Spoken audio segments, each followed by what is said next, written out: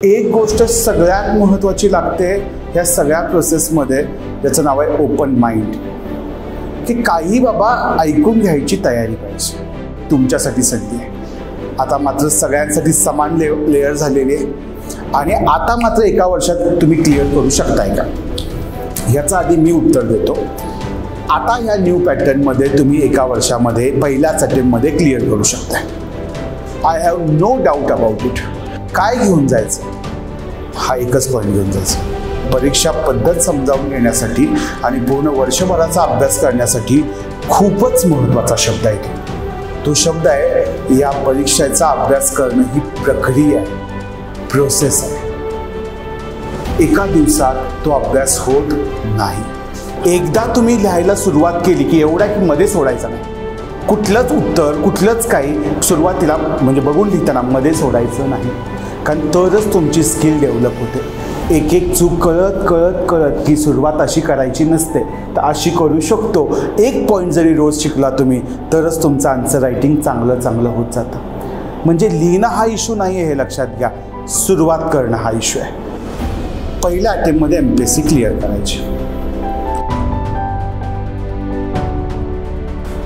चलो, नमस्ते.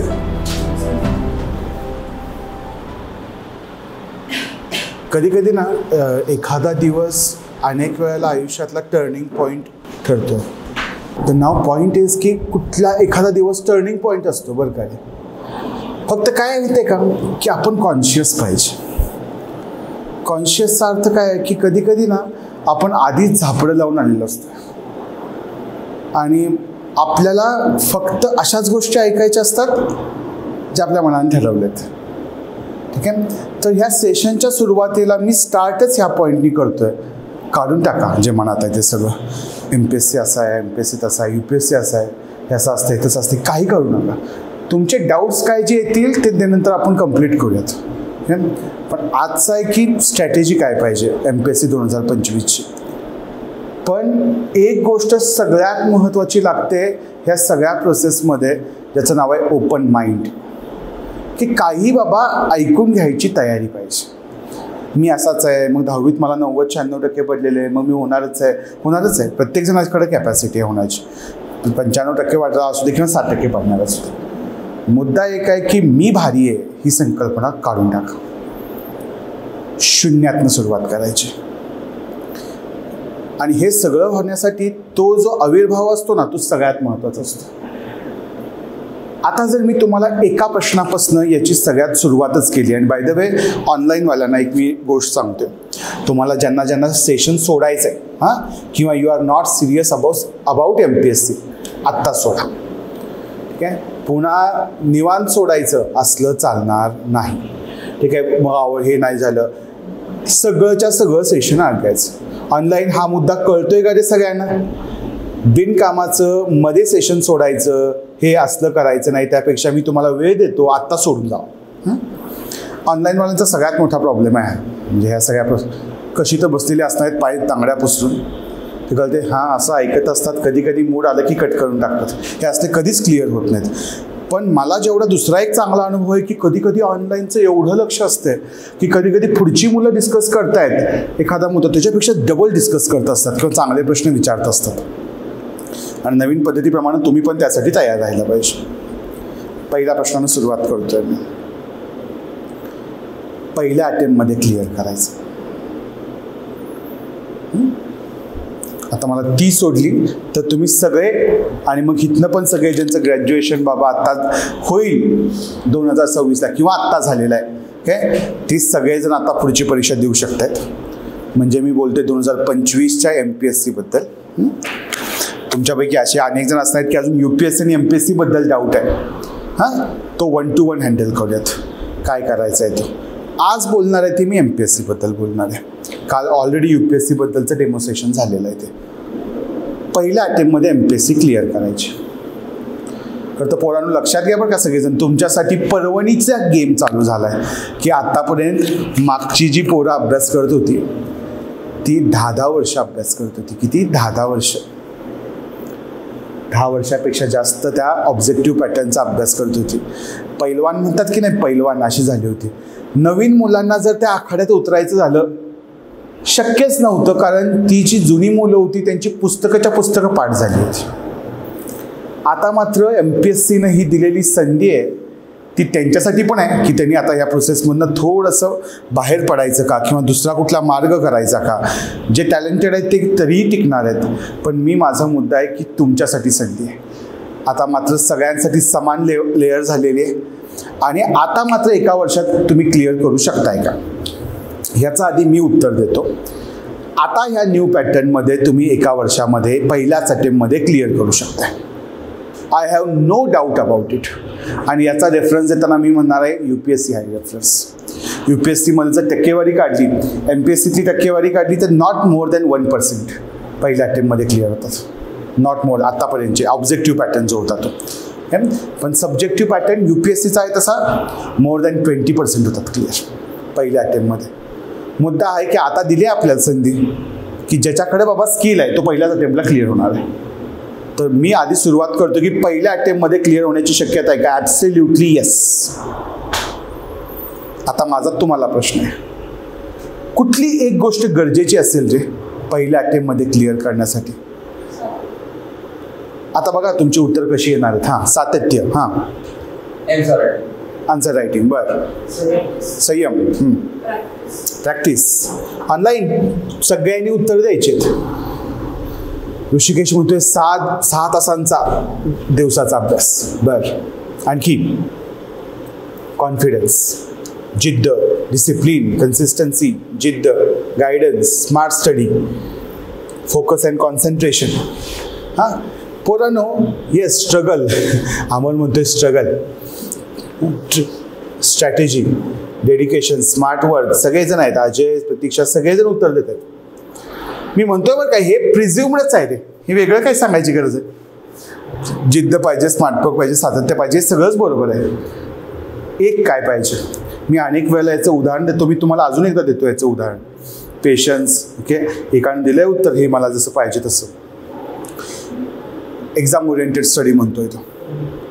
मी नेहमी उदाहरण देतो की त्याचं नाव विसरतोय विद्यार्थ्याचं, पण तो एकाच वर्षी UPSC IES म्हणजे तुमच्यापैकी जर कोण इंजिनियर असेल तर त्याला इंडियन इंजिनिअरिंग सर्व्हिस असं म्हणतात. हां, ती एक्झाम. ओके, आणि त्या इंडियन इंजिनिअरिंग सर्व्हिसेस बरोबर गेट, तिन्ही एकाच अटेम्प्टमध्ये क्लिअर झालं. तुम्हाला जाणीव करून देतोय बरं का पोरांनो, मी पहिल्याच एकाच वर्षामध्ये ह्या तिन्ही एक्झाम क्लिअर करणं नियर टू डिफिकल्ट आहे. पण त्या व्यक्तीनं एकाच वर्षामध्ये हे तिन्ही कसं काय क्लिअर केलं? काय शक्य होतं? ॲब्सोल्युटली इंटेलिजंट आहे, नो डाऊट अबाउट इट. हां, पण अजून एक कुठली गोष्ट लागली असेल ते सगळ्यात महत्त्वाची गोष्ट ही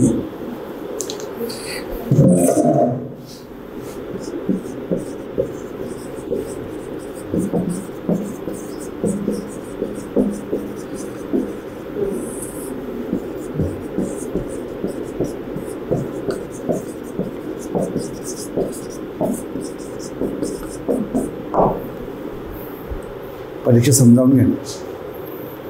आणि लक्षात घ्या मुलांनो, जी मुलं अनेक वेळेला हुशार असून पण अडकतात, याचं कारण काय आहे? याचं कारण प्रामुख्यानं हे आहे की त्यांना परीक्षाच कळत नाही, त्यांना एक्झामची डिमांडच कळत नाही.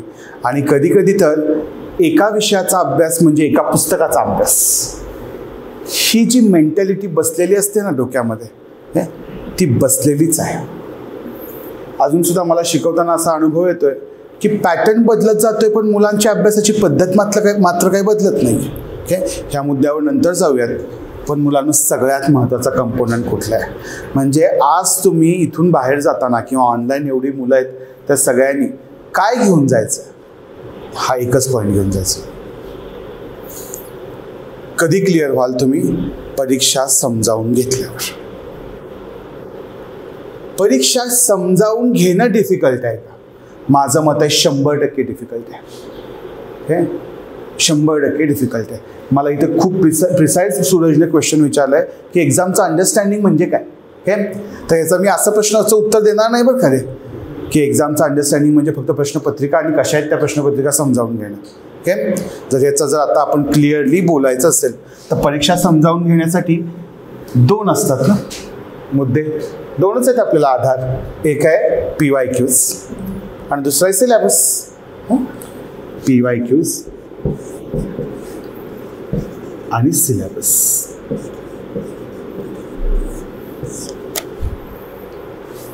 आता सिलेबस समजावून घेणं म्हणजे काही सिलेबस फक्त पाठ करणं आहे का? नाही आहे. ओके, अनेक वेळेला माझा तसा विषय तुम्हाला मी शिकवणार पुढे, तो आहे अर्थशास्त्र, इकॉनॉमी. आणि इकॉनॉमीमध्ये मी नेहमी म्हणतो की इकॉनॉमीचे जर तुम्ही सिलेबस नेहमी ठेवायचा बरं का रे. आता तुम्ही भलेही डेमो सेशन करत असाल बरं का रे, पण आता तुम्हाला माहिती आहे तुम्ही PDF डाउनलोड करू शकता. पुढच्या आता डेमो सेशन अल्टरनेट डेज आहेत, तुमच्या पुढेच सिलेबस पाहिजे. म्हणजे बाकी काय करायचं, कारण सिलेबसची प्रिंट पाहिजे. आता इकॉनॉमीचे 6 पॉईंट आहेत सिलेबसमधले. तर ते 6 पॉईंट काय मग सर्च केले, त्याच्या नोट्स काढल्या आणि बनवून ठेवल्या, झाला का अभ्यास? नाही. ते सिलेबस समजावून घेण्यासाठी त्याचा काहीतरी आधी एक फाउंडेशन असतं प्रत्येक विषयाचं, ते आधी व्यवस्थित करायचं आणि मग त्याच्यावर ती इमारत चढवायची असते. प्रत्येक विषयाचा पॅटर्न वेगळा आहे. त्याच वेळेला अशी छोटे छोटे विषय आहेत बघा, society, governance, social justice. Okay, मी सांगणार आहे तुम्हाला, हे छोटे विषय म्हणतोय मी. काही मोठे विषय आहेत, काही छोटे विषय आहेत. तर छोट्या विषयांचा अभ्यास किती करायचा, किती वेळ द्यायचा? एक विषय IR, आंतरराष्ट्रीय संबंध. अनेक वेळेला काय होतं की तुम्हालाही कल्पना आहे की आता मोदी सरकारच्या काळामध्ये IRला किती महत्त्व आलेलं आहे. आणि समहाव आर्टिकल्स जर पेपरमधले बघितले तर IRचे आर्टिकल्स पण खूप जास्ती असतात. आणि होतं काय कधी कधी की आपण ते आर्टिकल्स वाचायला लागलो. कधी कधी काही जण रिकमेंड करतात बघा, फेसबुकवर पण काही पोस्ट आपण मोठमोठे जे मॅगझिन्स आहेत, डिप्लोमॅट वगैरे वगैरे, हे ते फॉलो करतो. आणि त्याच्यामधली अशी 40-40 पानाचं आपण आर्टिकल एक मोठं वाचत बसतो. गरज आहे का? करायचे, ज्ञानसाधना करायचे, पण किती डीपमध्ये जाऊन करायचे हे कळणं म्हणजे परीक्षा कळणे. कुठल्या मुद्द्याला भर द्यायचा, पण त्याचबरोबर कुठल्या मुद्द्यावर अतिभर द्यायचा नाही, हे कळणं म्हणजे परीक्षा कळणे. पॉलिटी विषयाचा अभ्यास घेतला करायला. आय होप, मला असं वाटतंय तुमच्या चेहऱ्याकडे बघून की तुमच्यातले काही जण सेल्फ स्टडी करून आलेत थोडं तरी. किंवा विचारा कुणाला तरी, पॉलिटी विषयाचा अभ्यास करायला घेतला, 2.5 महिने पोरं फक्त पॉलिटिक्स करतात. आणि त्या 2.5 महिन्यानंतर पण त्यांना त्या पॉलिटीमधला एखादा प्रश्न विचारला की ते कॉन्फिडंट नसतात. का नसतात? कारण काय होतं की आपण सगळं झोपून देतो, त्याची प्रोसेस समजत नाही आपल्याला, त्या विषयाचा अभ्यास कशी करायची. मी जर तुम्हाला सहज प्रश्न विचारला, तुम्हाला एक पुस्तक देतोय म्हटलं आणि वाचा, विषय कळला पाहिजे. तुम्हाला वाटतंय फर्स्ट रिडिंगमध्ये कळतंय ते पुस्तक? फर्स्ट रिडिंगमध्ये पुस्तक कळतं असं वाटतंय तुम्हाला? एनीवन? वाटतं बरं का आतून, हा मी करतो, पण होत नसतं ते. अभ्यास करताना एक शब्द वापरतो इथं, वाटताना शब्द सोपा आहे बरं का रे खूप, पण परीक्षा पद्धत समजावून घेण्यासाठी आणि पूर्ण वर्षभराचा अभ्यास करण्यासाठी खूपच महत्त्वाचा शब्द आहे तो. तो शब्द आहे, या परीक्षेचा अभ्यास करणं ही प्रक्रिया आहे, प्रोसेस आहे. एका दिवसात तो अभ्यास होत नाही. तुम्हाला अनेक ठिकाणी, तुम्ही जर बाकीच्या ठिकाणी पण जाऊन आलाय किंवा ऐकलं असाल, यूट्यूब आता सगळीकडे अवेलेबल आहे, न्यूजपेपर वाचा, आर्टिकल्स वाचा, 100% वाचायचे, नो डाऊट अबाउट इट, एवढी महत्त्वाची आहे ती. पण मला सांगा, पहिल्या दिवशी जर मी तुम्हाला एखादं इकॉनॉमिक्सचं आर्टिकल दिलं, कळणार आहे का रे? नाही कळणार आहे. कळतंय, पण तरीही वाचायचं का? माझं मुद्दा आहे, हो, का वाचायचं? तुमच्यात आता आली पाहिजे बरं का रे ही का असं विचारण्याची ताकद. का वाचायचं? अनेक वेळेला कधी पुस्तक वाचताय तुम्ही, याचा संदर्भ फक्त तो प्रत्येक वाक्य कळणं हे नसतंय बरं का रे. कधी शब्दांची ओळख ही सुरुवात आहे बरं का रे अभ्यासाची. काय ओळख आहे? शब्दांची ओळख. मी मजा सांगणार आहे तुम्हाला. आता सुरुवातीलाच मी जर तुम्हाला तो प्रश्न विचारला, आधीचा सगळा सिलेबस बदलून हा नवीन सिलेबस आला आणि याच्यामधला एक प्रामुख्याने असलेला बदल म्हणजे GS4 एथिक्स, राईट. आता मजा बघा बरं का, एथिक्स हा असा विषय, ह्याला नीतिमत्ता असं म्हणतात. नीतिमत्ता, नैतिकतेवर आहेत सगळे प्रश्न. हे सगळं पूर्ण प्रामाणिकपणा म्हणजे काय आहे, ओके, ऑनेस्टी, इंटिग्रिटी, ॲप्टिट्यूड, हे सगळे असे वर्ड वेगवेगळे येतात. मी तुम्हाला एक सिंपल प्रश्न विचारतो, मला माहिती की तुम्हाला येतं इथे. पण मला उत्तर देण्याचा प्रयत्न करायचा. आधी इंग्लिशमधनं विचारतो, मग मराठीतनं विचारतो. प्रश्न काय बघा, एथिक्समधला प्रश्न आहे. What do you mean by honesty? What do you mean by honesty? Illustrate with your on lives 2 examples. मराठीमध्ये प्रामाणिकपणा म्हणजे तुमच्या मते काय? तुमच्या आयुष्यातील 2 उदाहरणांसह स्पष्ट करा. तुम्हाला काही सेकंद देतो मी विचार करायला.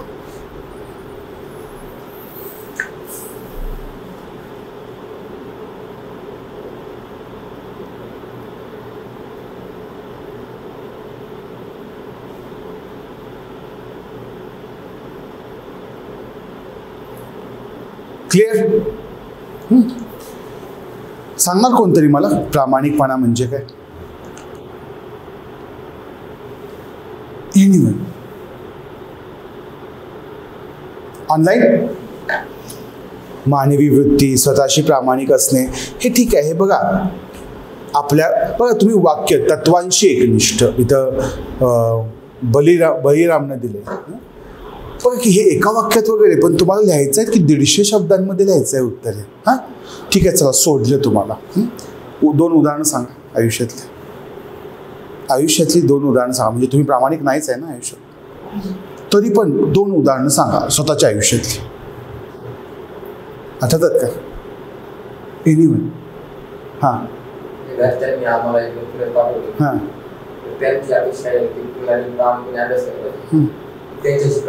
त्यांच्याशी प्रामाणिक राहणं. माझं मत आहे कसं आहे बघा, बरोबर आहे, चुकीचं आहे असं अजिबात नाही आहे. परफेक्ट पाहिजे होतं स्टडीशी. हां बघा की काय होतं आहे. अनेक वेळेला आपण एका चौकटीतला विचार करतो की नाही. तुम्ही कधी लहानपणी 100% अशी घटना घडते बघा, रस्त्यावर एखादा पैसा सापडला आहे, एखादा रुपया सापडला आहे, हे दुकानदाराशी देताना दुकानदाराने चुकून तुम्हाला 15 रुपये जास्त दिलेत. होतं असं कधीतरी, कळते, आणि तुम्ही माघारी दिले. मुद्दा लक्षात घ्या बरं का, हे एवढं होऊन पण कागदावर ज्यावेळी मांडायची वेळ येईल ना, येतच नाही मांडायला. सगळं आहे डोक्यात. प्रामाणिकपणा म्हणजे काही तुम्हाला माहीत नाही? माहिती आहे ना, आपल्याला आतनं माहिती आहे ना, कागदावर मांडायला येईल. मी ह्याला प्रक्रिया म्हणतोय की डोक्यात असणं वेगळं आहे आणि ते कागदावर त्या भाषेमध्ये मांडणं वेगळा मुद्दा आहे. आणि म्हणून मी ह्या सगळ्या पद्धतीला मी प्रक्रिया असं म्हणतोय. एका दिवसाचा खेळ नाही हा, अभ्यास केला आणि झाला मुद्दा नाही. प्रक्रिया आहे, हळूहळू वेळ द्यावा लागतो त्याला. हे एक्झामच्या सुरुवातीला काय करावं? हां तुम्ही बघितलाच, तुम्ही विचारलाच ना रे कोणाला, ते डायरेक्ट तर येत नाही कोण. काय सांगतात? काय वाचा? सिलेबस, PYQs आणि स्टेट बोर्ड्स. हां NCERTs. हां काय उपयोग? मी बेसिक्स क्लिअर होतं. आणि शुअर बेसिक क्लिअर होतं आहे? वाचले का तुम्ही कधी? आणि तुझं मत आहे बेसिक्स क्लिअर होतं? येस. कशी येते क्लिअरिटी? तर मुद्दा लक्षात घ्या बरं का रे. मी तुम्हाला अजून एक प्रश्न विचारतो. हे आपण या मुद्द्याबद्दल बोलतोय बरं का रे. मुद्दा आहे की ही प्रक्रिया कशी आहे, कळते? समजा मी तुम्हाला विचारलं हा बिंदू कुठे आहे?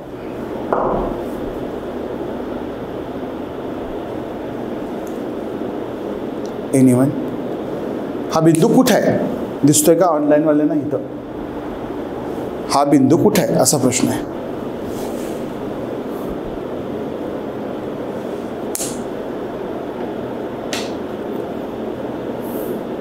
बोर्डवरती, शिक्षामध्ये बोर्डवर, सूरज म्हणतोय बोर्डवर, अनिल पण. हां मी तुम्हाला म्हणलं हे कसं सांगण्यासारखं आहे माहिती का? तू कुठे आहेस? पृथ्वीवर.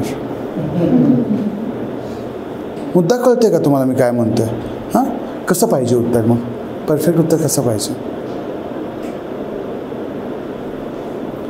विचार करा. बघा ही परीक्षा पद्धत आणि जुनी परीक्षा पद्धत ह्याच्यामधला हाच फरक आहे विचारांचा. इथं तुम्हाला विचार करायला लागणार आहे. हां आधीची परीक्षा पद्धत चेंज झाली, याचं पण कारण हेच होतं बरं का, की आता ऑब्जेक्टिव्ह नाही सब्जेक्टिव्ह. कारण तुम्ही अधिकारी म्हणून तुम्हाला तुमचे विचार मांडता आले पाहिजेत. ओके. आणि ह्यातला 2 गोष्टींचा फरक आहे, ॲप्टिट्यूड आणि ॲटिट्यूड. जन्मतःच कोण अधिकारी नसतो. कदाचित कधी कधी ॲटिट्यूड तसा असतोय, पण ते आपण मिळवावं लागतं. कष्ट करणं आपल्या हातात आहे. ओके, अजून काही शब्द मी तुम्हाला सांगणार. तुम्हाला माझ्या भाषेवरनं कळत असेल बघा सगळ्यांना की मी ग्रामीण भागातलं कळते आणि शहरी भागात राहिले, दोन्हीचे ट्रेट्स आहेत माझ्यामध्ये. आपलं पण न सोडता आपल्याला स्वतःच्या सगळ्या ह्याच्यामध्ये चेंज करता येतो. त्यामुळे बोलायचं तर बोलायचं, निर्लज्जपणे बोलायचं. खरं तर शिक्षण, एखादं शिक्षण घेताना व्यक्तीनं कसं पाहिजे ह्यातलं पहिलं उदाहरण मी सांगेन, निर्लज्ज पाहिजे. की तुमच्या ह्याच्यामध्ये थोडाही इगो, आता मी कसं विचारू काय असं नाही पाहिजे, तरच तुम्हाला ते शिकता येईल. हां सांगा, पटकन बोला. On right side of the board. Okay, म्हणजे ही म्हणते की on right side of the board. हे उत्तर कसं झालं, उत्तर गोलार्धात राहतोय आम्ही. ओके, काय पाहिजे आपल्याला, तसं खूप काही मुद्दे कव्हर करायचे, त्यामुळे मीच सांगतो उत्तर. फिक्स पॉईंट कुठला आहे रे यातला, हा फिक्स पॉईंट आहे ना, हा फिक्स पॉईंट केला आहे ना आपण बोर्डचा. ओके, तर बोर्डच्या ह्या डाव्या ह्याच्यापासून, ज्याला अक्षवृत्त आणि रेखावृत्त म्हणतो की नाही आपण, तर ह्या ह्याच्यापासून समजा हा ह्याला आपण म्हणलं की साधारणतः 40 सेंटीमीटरवर आहे आणि असं वरून तो करेक्ट 30 सेंटीमीटरवर आहे, 40/30वर आहे. हा मुद्दा ज्या वेळेला बोलतो, कळलं काय रे आपल्याला की हे सगळं करायसाठी गरजेचं काय होतं, काही फिक्स पॉईंट गरजेचे होते की नाही. तर स्टेट बोर्ड आणि NCERTs ह्यातनं होतं आहे काय, तर तुमचे रेफरन्स पॉईंट तयार होतात. काय तयार होतात, रेफरन्स पॉईंट. प्रत्येक विषयातले काही काही शब्द तुम्हाला कळायला लागतात की नाही. तुम्ही बाकीचं काही कळू द्या अथवा नाही कळू दे, कळते, पण इकॉनॉमीची NCERT वाचतोय तुम्हाला, निदान तुम्ही आर्थिक वृद्धी दर, GDP ग्रोथ रेट असा तरी शब्द येतो, कळते. हळूहळू त्या शब्दांशी जवळीक निर्माण होते. समजा आता तुम्ही मला भेटलाय, ओके, तू मला भेटलाय, हा ठीक आहे, तू कुठला आहेस, शिरूरचा आहे तो. हा पुन्हा चाणक्यमध्ये आलाच नाही, ह्याला नाही आवडलं माझं लेक्चर, चाणक्यच आवडलं नाही समजा. आमची भेट पुन्हा कुठेतरी बारामतीमध्ये झाली किंवा शिरूरमध्ये झाली. काहीतरी आमच्यातलं आम्हाला साम्य वाटतं की अरे हा भेटलो, अरे कसं काय वाटतं की नाही. किंवा हिला मी भेटलो पॅरिसमध्ये, पुन्हा मध्ये आधी भेटच नाही, आत्ताच भेट झाल्या पुन्हा पॅरिसमध्ये, तरी पण तुला बघितलं कुठेतरी काय, आणि लगेच ओळख झालं होईल की नाही, असं शब्दांचं आहे हे लक्षात घ्या. म्हणजे अनेक वेळेला मला विचारलं जातं की दादा पहिल्या अटेम्प्टमध्ये क्लिअर करायला काय करू. ओके, मी अनेक वेळेला उदाहरण देतो. हे इरा सिंगल नावाची UPSCमध्ये टॉपर आली आणि त्यावेळेला तिला विचारण्यात आलं की तुम्ही काय कुठले न्यूजपेपर वाचायचा. ती म्हणली मी न्यूजपेपर वाचायचीच नाही. हां, आता ज्याला परीक्षा कळते त्याला कळते की न्यूजपेपर न वाचल्याशिवाय तुम्ही क्लिअरच नाही होऊ शकत. मग कुठनं काय, तर दुसरी तिचे इंटरव्ह्यू बघताना माझ्या लक्षात आलं की ती एका त्याच्यामध्ये सांगत होती तिनं जवळपास 100 नॉवेल्स वाचले. किती, 100 नॉवेल्स. त्याचा अर्थ काय, कादंबऱ्या आपल्या मराठी चांगल्या शब्दांमध्ये. हां, आता 100 नॉवेल्स आणि डिफरंट जॉनरच्या, याचा अर्थ आहे प्रत्येक सायन्स अँड टेक्नॉलॉजी जॉनरची तिनं एखादी कादंबरी वाचली. त्यातले प्रत्येक शब्द तिला कळणार आहेत की नाही. AI कुठेतरी येईल, इंटरनेट ऑफ थिंग्स हा शब्द कुठेतरी येणार आहे कुठेतरी. मुलांना पुढे बसा, ते कळल्यामुळे बसा बसा की सर. हां, तर मुद्दा लक्षात घ्यायचा आहे तुम्ही इथला. प्रामुख्यानं ह्याकडे लक्ष देताना आमची जे तिचं का शक्य झालं, तिनं त्या एवढ्या वाचनामधनं ते जे शब्दांची ओळख झाली होती की नाही प्रत्येक, त्यामुळे आता कुठलाही विषय द्या की तिला असं नव्हतंच मला ह्या विषयातलं काही माहीत नाही, काही ना काहीतरी माहिती असतेच. सेम पर्पज आहे NCERTs आणि स्टेट बोर्डचा, की पहिल्यांदा वाचायच्या का की प्रत्येक गोष्ट प्रत्येक हे परफेक्ट कळाली पाहिजे. असं नाही आहे ते. ह्याचा पर्पज काय आहे की तुम्हाला शब्दांची ओळख झाली पाहिजे. ते शब्द एवढे उपयोगी पडतात पुढं की जणू तो विषय सोपा जायला चालू होतो. ओके, माझं मत आहे की परफेक्शनच्या मागे लागायचंच नाही आहे. फक्त फोकस कशावर करायचं आहे, डेली प्रोसेसवर. कशावर करायचं आहे, डेली प्रोसेस. पण लक्षात घ्या, युद्ध जिंकायसाठी काय जिंकावं लागतं, डेली बॅटल. मी नेहमी म्हणतो तुम्हाला जर वॉर जिंकायचं आहे ना, which is most important thing, daily battle is the most important thing. काय महत्त्वाचे सगळ्यात, डेली बॅटल. रोजचं टाइम टेबल करायचं, बाकी कशावरही फोकस करायचं नाही. ह्याच्या मुद्द्यावर येऊयात आपण. मी पुन्हा तुम्हाला सगळ्यांना जागं करून येतोय. मी हे सगळं कशासाठी केलं की पोरांनो, परीक्षा पद्धत जोपर्यंत कळत नाही आहे, आपल्याला काय करायचं ते जोपर्यंत कळत नाही, तोपर्यंत तुम्ही परीक्षा पास होणार नाही. येतोय लक्षात सगळ्यांच्या.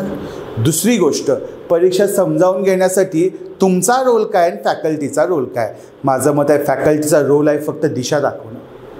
हां, आणि परीक्षा समजावून घेणं रोल कोणाचा आहे? तुमचा. म्हणजे मी तुमच्याकडनं रोज वाचा पेपर, रोज सिलेबस वाचायचा, उठल्या माझं मत आहे चहाच्या आधी सिलेबस वाचायचा. पहिले 15 दिवस पहिलं काम काय आहे तुमचं? तर चहाच्या आधी सिलेबस वाचायचा. दुसरं काही कामच नसलं पाहिजे. सिलेबसवर पकड येत नाही तोपर्यंत न्यूजपेपर कसे वाचायचे कळत नाहीत, आणि न्यूजपेपर कसे वाचायचे कळत नाहीत तोपर्यंत एका वर्षामध्ये एवढे सगळे विषय क्लिअर होणं शक्यच नाही. कळते? कारण त्याचे अनेक पॅरामीटर्स आहेत, कारण एका वेळेला आपण एक विषय करत असतो, पण न्यूजपेपरमध्ये सगळे विषय कव्हर होत असतात. कळते? त्यामुळे न्यूजपेपर हा तुमच्या आयुष्याचा एक असा अविभाज्य आता घटक बनला पाहिजे आजपासून म्हणतोय बरं का रे मी तुम्हाला. हे चलो, आता समजावून घेताना जाऊयात परत मूळच्या मुद्द्याला. परीक्षा समजावून घेणं सर्वात महत्त्वाचं आहे. आपण कशी समजावून घ्यायची हे बघूयात अजून खूप डिटेलमध्ये. आज बोलताना स्ट्रॅटेजी एका वर्षाचा प्लॅन आहे, त्याच्यासाठी 2 मुद्दे आहेत, PYQ आणि सिलेबस. अनेक वेळा असं वाटतं ना की हे मी तुम्हाला सांगतो, मी या सगळ्या प्रोसेसमधनं गेलो आहे ना, साधं असं विचारणं सुद्धा खूप मॅटर करतं बरं का पोरांनो. आता खूप मॅटर करते. मी जेवढी मुलं आता अलीकडे डिप्रेशनच्या ह्याच्यामध्ये आहेत तर ते पोरांनो, आणि प्रामुख्यानं जे ग्रामीण भाग आहे आणि हे किंवा शहरी भागातले जास्ती आहेत, पण एक साधं एवढं विचारणं ही खूप मोठा आधार आहे बरं का रे, की कसे आहात, कुठून आला, बस बरं वाटतं त्यांना. हे तुमचंही काम आहे की अधिकारी, माझं नेहमी मत आहे, माझं आता मी इकॉनॉमी विषय असल्यामुळे माझं मत आहे की 2 विषय खूपच महत्त्वाचे आहेत. त्याशिवाय तेवढे 2 विषय आले ना तुम्ही कुठेही जगताय. एका इकॉनॉमी, अर्थशास्त्र कळलं पाहिजे, कुठेही जगायचं, शेवटी पैशाशिवाय काय होत नाही. आणि दुसरा आहे तो म्हणजे इमोशनल इंटेलिजन्स. व्यवस्थित लक्ष पाहिजे सगळ्यांचं. प्रिलिम्स, मेन्स आणि इंटरव्ह्यू. प्रिलिम्स, मेन्स आणि इंटरव्ह्यू. प्रिलिम्समध्ये 2 पेपर आहेत, राईट. बोलताना त्याला म्हणतात जनरल स्टडीज 1 आणि जनरल स्टडीज 2. पण हा जनरल स्टडीज 2 म्हणजेच काय? CSAT. ठीक आहे. तुम्हाला सगळ्यांना माहिती आहे की हे दोन्हीही 200 मार्काचे पेपर असतात. ओके. पण हा जो पेपर आहे तो कसा आहे? फक्त क्वालिफाईंग आहे, म्हणजे पास व्हायचा असतो. क्वालिफाईंग म्हणजे किती मार्क पाडायचे असतात मुलांना तुम्हाला? 67 आउट ऑफ 200. 67 तसं चुकीचं आहे, 66.667 असा पाहिजे.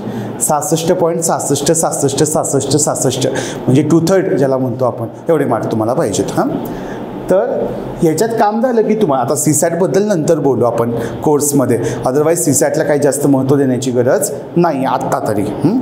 मी तुम्हाला CSAT पण मधल्या काळात शिकवणार आहे, त्यामुळं मी म्हणतो की गरज नाही तर नाही आहे गरज. GS1. GS1मध्ये किती विषय आहेत? 7 विषय आहेत. प्रिलिम्समध्ये जो पेपर आहे की नाही, ज्याच्यावर तुमचं मेरिट लागणार आहे, त्याचे आत्ता तरी ठरलेले किती विषय आहेत? 7 विषय आहेत. ओके. एका बाजूला मी ते विषय लिहितो. सांगा बघू सगळ्यांनी. पॉलिटी म्हणजे राज्यशास्त्र किंवा राज्यशास्त्र. हां. दुसरा आहे इकॉनॉमी, जॉग्राफी म्हणजे अर्थशास्त्र, भूगोल, हिस्ट्री. त्यानंतर एन्व्हायरमेंट, जनरल सायन्स बरं का, सामान्य विज्ञान. हे लक्षात घ्या बरं का. UPSC आणि MPSC मधला हा फरक आहे बरं का, की UPSC मध्ये जी एक्झाम आहे त्याच्यामध्ये प्रिलिम्सला सायन्स अँड टेक असतं. काय असतं? Science and tech. इथं जे प्रिलिम्सला आहे त्याच्यामध्ये काय असतं? General science. आणि सगळ्यात शेवटचा विषय कुठला आहे? CA म्हणजे करंट अफेअर्स, चालू घडामोडी. एक गोष्ट UPSC आणि MPSCच्या प्रिलिममधली काय, मी UPSCच्या पण इंटरव्ह्यूपर्यंत आणि MPSCच्या पण तिथं पण सगळ्या प्रवासामधनं जाताना कळलं की मेन फरक काय प्रिलिम्समधला. का UPSCच्या अवघड प्रिलिम्स? कारण UPSCच्या प्रिलिम्समध्ये कोणत्या विषयाचे किती प्रश्न हे नक्की ठरलेलं नसतं, पण MPSCमध्ये मात्र आजपर्यंत तरी ते नक्की ठरलेलं आहे कुठल्या विषयाचे किती प्रश्न. आणि कसे आहेत मग प्रश्न? तर ह्या मेजर विषयांचे 15 प्रश्न येतात. एकूण 100 प्रश्न असतात 200 मार्काला, एक प्रश्न 2 मार्काला. तसे प्रश्न किती? तर 15. एन्व्हायरमेंटचे 5, सायन्सचे 20 आणि करंट अफेअर्सचे 15. ओके. सायन्सचे कमी जास्त होतात थोडेसे, त्यानुसार बाकीचं. पण हे प्रामुख्यानं असं आहे ठरलेलं की एवढे प्रश्न येतात. हे पॉलिटीचे 15 येतात, इकॉनॉमीचे 15, जॉग्राफीचे 15, हिस्ट्रीचे 15, एन्व्हायरमेंटचे 5 प्रश्न येतात, जनरल सायन्स 20 प्रश्न येतात आणि करंट अफेअर्समध्ये 15. खरं तर त्याच्यामध्ये पण असणार आहे, मग तुम्हाला कळतेच की हिस्ट्रीमध्ये मग प्राचीन भारताचा इतिहास आहे, मध्ययुगीन भारताचा इतिहास आहे, आधुनिक भारताचा इतिहास आहे, जॉग्राफीमध्ये पण महाराष्ट्राचा भूगोल, भारताचा भूगोल, जगाचा भूगोल असणार आहे, ह्या जनरल सायन्समध्ये पण फिजिक्स असणार आहे, केमिस्ट्री असणार आहे, बायो असणार आहे, ते आहे. पण मूलतः विषय बघायला गेला तर असे मार्क्स आहेत. Is that clear? ओके, तर एवढ्यावरनं मेरिट लागतं आहे. आणि माझं मत आहे की प्रत्येकाचं टार्गेट किती पाहिजे, तर 120+ पाहिजे. कारण हलक्यात थांबायचंच नाही. तुम्हाला जर MPSCचा खेळ माहिती असेल तर तुम्हाला माहिती आहे की पहिली आन्सर की, मग दुसरी आन्सर की, पहिल्या आन्सर कीने क्लिअर होणारे दुसऱ्या आन्सर कीमध्ये मागं पडतात आणि ज्यांना कमी मार्क आहेत ते पुढं काहीच सांगता येत नाही. मग बेटर काय की तुम्ही सेफ स्कोरमध्ये पाहिजे, म्हणजे 120+ पाहिजे तुमचा स्कोर जो काय येतो. Is that clear? आता करताना ह्याच्यात जर झालं तर मग मेन्समध्ये जायचं आहे. समजावून घेऊयात मेन्स काय आहे ती. तर मेन्स आन्सर रायटिंग करायचे. हे आत्तापर्यंत जे प्री आहे ती आत्ता कशी आहे, पहिल्यासारखीच MCQ. ओके, म्हणजे काय, बहुपर्यायी आहे. पण आता मात्र आपली मेन्स जी आहे, मुख्य परीक्षा जी आहे ती कशी झालेली आहे, डिस्क्रिप्टिव्ह, निबंध वजा. ओके, सब्जेक्टिव्ह झालेली आहे. एकूण किती पेपर असतात? 9 पेपर असतात. किती पेपर असतात? 9 पेपर. त्यातले 7 पेपर जे आहेत ज्याचे मार्क्स धरले जातात आणि 2 पेपर जे आहेत ते असतात क्वालिफाईंग. कळते? म्हणजे तुम्हाला भाषेचं ज्ञान आहे का? ज्या ठिकाणी तुम्ही सेवा देणार, म्हणजे तुम्ही आता MPSCमध्ये महाराष्ट्रात सेवा देणार तर मराठी येतं का बोलता? आणि बाबा आपले बहुतांश कामकाज इंग्रजीमध्ये, मग इंग्रजी येत आहे का तुझी पकड तेवढी? तर म्हणून 2 भाषेंचं ज्ञान तुला व्यवस्थित आहे का हे पाहण्यासाठी एक मराठीचा आणि एक इंग्लिशचा 300 मार्काचा पेपर असतो, ज्यामध्ये ग्रामर पण असतं, एक निबंध पण असतो, हे लेटर रायटिंग पण असतं, त्याला म्हणतो भाषांतर आणि त्याला सारांश लेखन, अशा प्रकारामध्ये ते डिवाईड झालेले असतात. आणि 300पैकी तुम्हाला किती गुण मिळणं अपेक्षित आहे, म्हणजे तुम्ही क्वालिफाय होता 75, 25%, म्हणजे किती, 75. म्हणजे ह्या 2 पेपरमध्ये तुम्हाला किती गुण मिळवायचे, 75. काम झालं.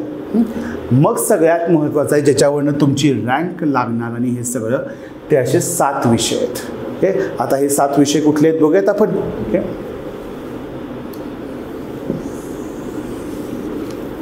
ते 7 विषय आहेत. ते म्हणजे पहिला आहे त्याला आपण म्हणतो GS1, दुसरा आहे GS2, तिसरा आहे GS3, GS4 आणि मग येतं एसे आणि ऑप्शनल. एसे इथं 1 नंबरला घेतला तरी चालेल, पण मी वेगळा ठेवला आहे, तो जाणीवपूर्वक ठेवला आहे. एसे आणि ऑप्शनल. आणि ऑप्शनलची तुम्हाला कल्पना आहे की 2 पेपर असतात, पेपर 1 आणि पेपर 2. म्हणजे एकच ऑप्शनलचा अभ्यास करायचा, पण त्याचे पेपर किती असणार आहेत, 2 पेपर असणार आहेत. Okay, is that clear? आता ह्याच्यामध्ये पण आपण थोडंसं खोलवर जाण्यामध्ये, हे GS1मध्ये प्रामुख्यानं 3 विषय आहेत. किती विषय आहेत? 3 विषय. मुलांनो सगळे आहात माझ्याबरोबर? सिलेबस जाऊन बघायचं आहे तुम्हाला. पहिलं काम तेच आहे तुमचं, सिलेबस व्यवस्थित बघायचं आहे. ओके, GS1मध्ये 3 विषय आहेत. कुठले कुठले? हिस्ट्री, जॉग्राफी आणि सोसायटी. इतिहास, भूगोल आणि भारतीय समाज असं म्हटलं तरी चालेल. इतिहास, भूगोल आणि Bharatiya Samaj. Is that clear? Okay, म्हणजे असे 3 विषय. मुलांनो इतिहासामध्ये पण भाग असतील हे लक्षात घ्या बरं का. आता इतिहासामध्ये 5 भाग असणार आहेत. किती भाग असणार आहेत? 5. हे कुठले आहेत माहिती आहे? पहिला म्हणतो आपण आर्ट अँड कल्चर, म्हणजे कला व संस्कृती. हे दुसरा आहे तो म्हणजे कला व संस्कृती झाल्यावर प्राचीन आणि मध्ययुगीन नाही बरं का उल्लेख, सिलेबसमध्ये फक्त कला व संस्कृतीचा उल्लेख आहे. दुसरा जो आहे उल्लेख तो म्हणजे आधुनिक भारताचा इतिहास. मग आहे की स्वातंत्र्यानंतरच्या भारताचा इतिहास. ओके, आणि चौथा आहे त्याला आपण म्हणतोय वर्ल्ड हिस्ट्री, जगाचा इतिहास. काय? जगाचा इतिहास. हे असे 4 कंपोनंट आहेत. किती कंपोनंट आहेत? 4. येतोय लक्षात तुम्हाला मुद्दा? आता तुम्ही म्हणाल दादा मग प्राचीन आणि मध्ययुगीन नाही का? आहे. कळते, पण ते डायरेक्टली सिलेबसमध्ये मेन्शन्ड आहे का? नाही. म्हणजे समजा कला व संस्कृती आणि त्यामधला आर्किटेक्चर स्थापत्य कलेवरचा प्रश्न आहे, तर स्थापत्य कलेवरचा प्रश्न येणार म्हणजे प्रामुख्यानं प्राचीन किंवा मध्ययुगीन भारतामधलाच येण्याची शक्यता जास्ती आहे. कळते, त्यामुळे त्या प्रकारे म्हणजे काय, प्राचीन आणि मध्ययुगातलं पण प्रामुख्यानं फोकस कशावर करायचा? कला व संस्कृतीवर. येतोय लक्षात तुमच्या मुद्दा? मेन्ससाठी हे कळणं ओके म्हणजे सिलेबस कळणं आहे. कळते, तर हिस्ट्री, जॉग्राफी आणि सोसायटी ह्यांचा मार्कांच्या डिस्ट्रीब्युशनमध्ये जाऊ नका, फक्त हे कळते तुम्हाला. जॉग्राफीमध्ये काय असणार आहे? वेगवेगळी भूरूपं, कळते, व्होल्कॅनो, हे सुनामी, ओके, त्यानंतर लोकेशन ऑफ इंडस्ट्रीज, की काय वेगवेगळे उद्योग आहेत त्यांची ह्याच ठिकाणी काय आहेत ठिकाणं, हे सगळं समजावून घेणं म्हणजे भूगोल.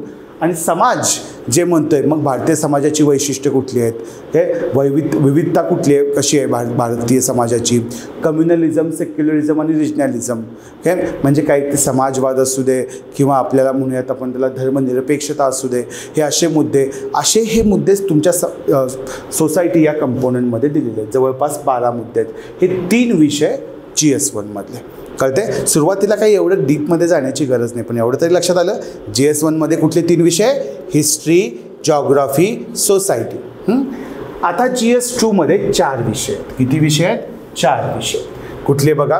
पहिला आहे त्याला आपण म्हणतो भारतीय घटना व राज्यशासन म्हणजेच पॉलिटी. काय? पॉलिटी. दुसरा आहे त्याला आपण म्हणतो सुशासन म्हणजे गव्हर्नन्स. त्यानंतरचा पुढचा ज्याला आपण म्हणतो सामाजिक न्याय म्हणजे हेल्थ, एज्युकेशन, आरोग्य, शिक्षण, ह्याच्यावर जे मुद्दे आहेत की नाही, पॉवर्टी, हंगर, हे सगळे कशामध्ये येणार आहेत? तर या सोशल जस्टिसमध्ये, सामाजिक न्याय या मुद्द्यामध्ये. ओके, आणि सगळ्यात शेवटचा आहे त्याला आपण म्हणतोय इंटरनॅशनल रिलेशन्स, आंतरराष्ट्रीय संबंध, IR, हे इंटरनॅशनल रिलेशन्स. तसे GS2 मध्ये किती विषय सांगितले मुलांना मी तुम्हाला? 4 विषय. अनेक वेळेला हा सोसायटी आणि हा सोशल जस्टिस ह्यांचा अभ्यास एकत्रित केला तरी चालतो, हे लक्षात घ्या. कधी कधी वर्डसुद्धा एकत्रित आहेत. म्हणजे ह्या सोसायटीमध्ये पण पॉवर्टी या विषयाचा उल्लेख आहे आणि सोशल जस्टिस म्हणजे GS2 मधला जो सिलेबस आहे त्याच्यामध्ये पण पॉवर्टी या विषयाचा उल्लेख आहे. Is that clear? आता ह्याच्या खोलामध्ये मी जात बसत नाही. ओके, सगळे आहात तुम्ही माझ्याबरोबर? ऑनलाईन, ऑफलाईन आहेत? ऑनलाईन तुम्ही पण आहात?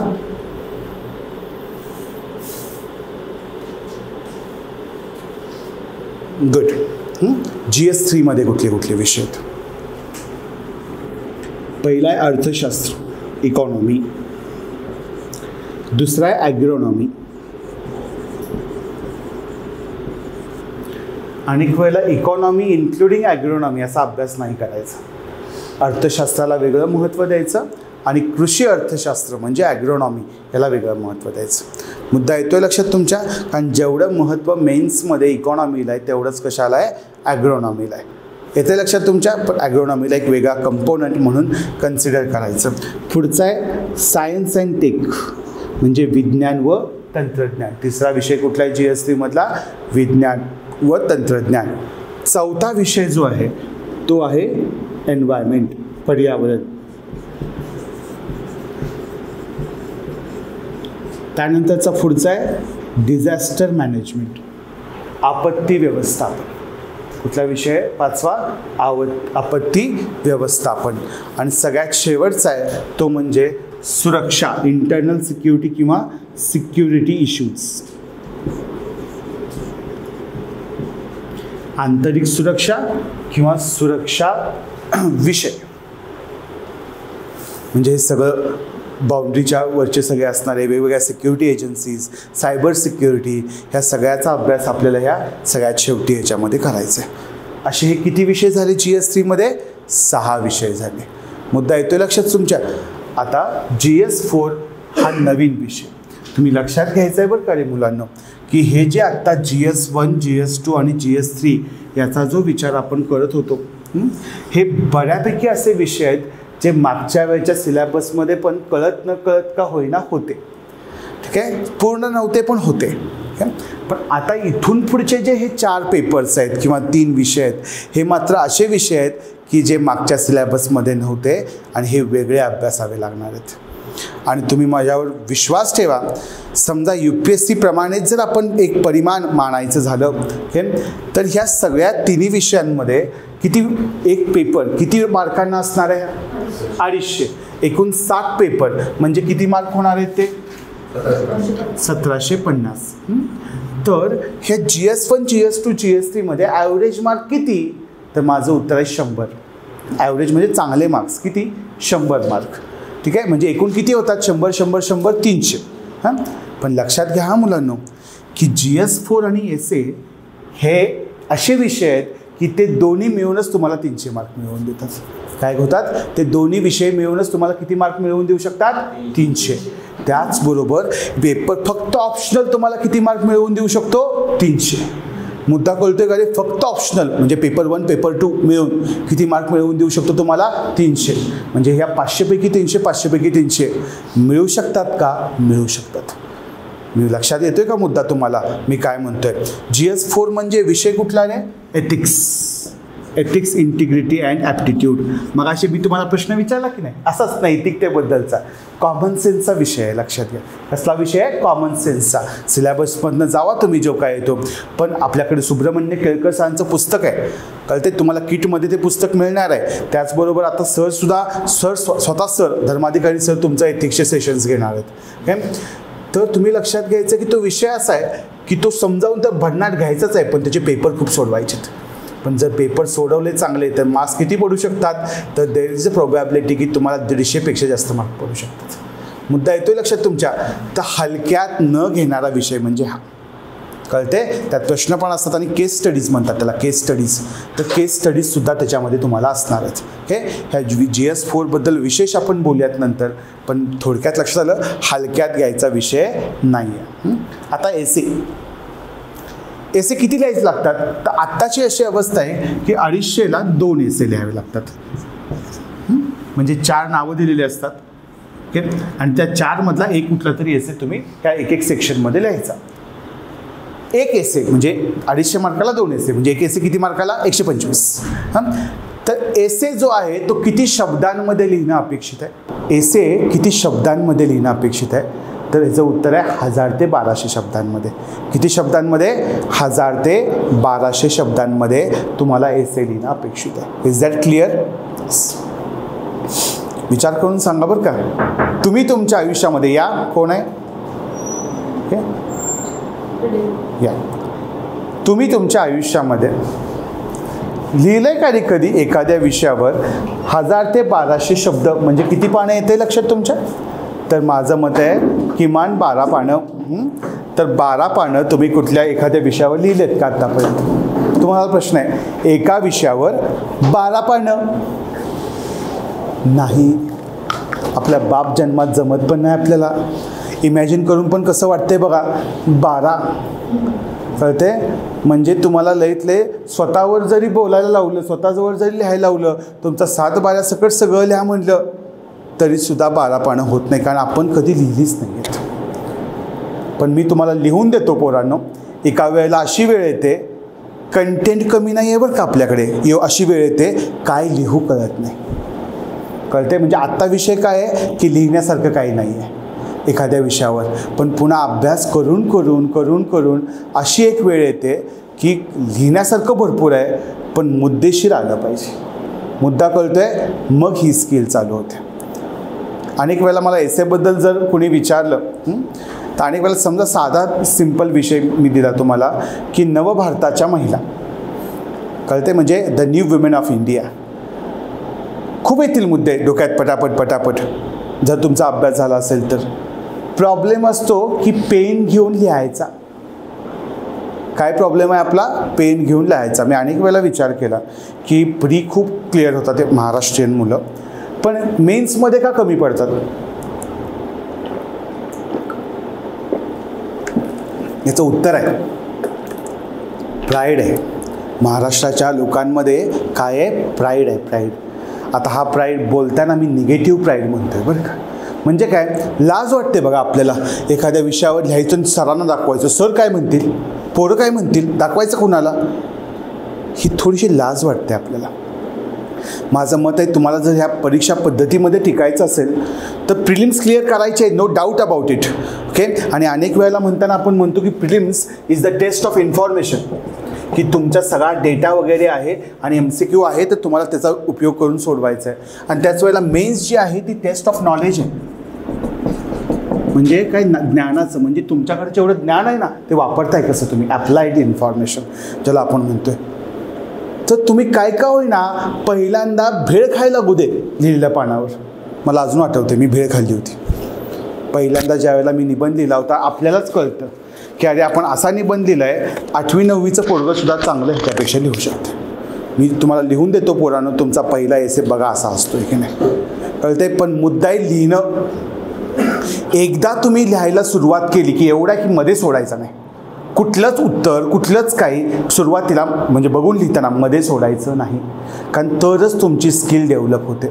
एक एक चूक कळत कळत कळत की सुरुवात अशी करायची नसते, तर अशी करू शकतो. एक पॉईंट जरी रोज शिकला तुम्ही तरच तुमचं आन्सर रायटिंग चांगलं चांगलं होत जातं.